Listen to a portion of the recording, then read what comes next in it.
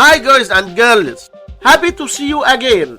In this bit-sized video, 187 divided by 187, which equals 1, and 187 divided by 187 equals 1. Now we have this problem, 1 divided by 1, which equals 1. But this answer is not correct because according to the order of operations, we must do this division, then this division, and at last this division. So we have first this division, 187 divided by 187 equals 1. So we have 1 divided by 187 divided by 187, and we can write this part as 1 over 187 divided by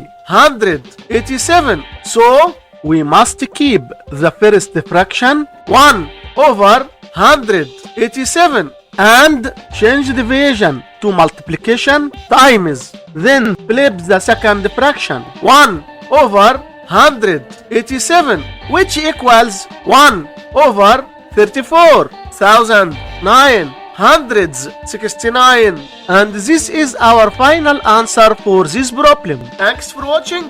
Don't forget to like, subscribe and hit the notification bell.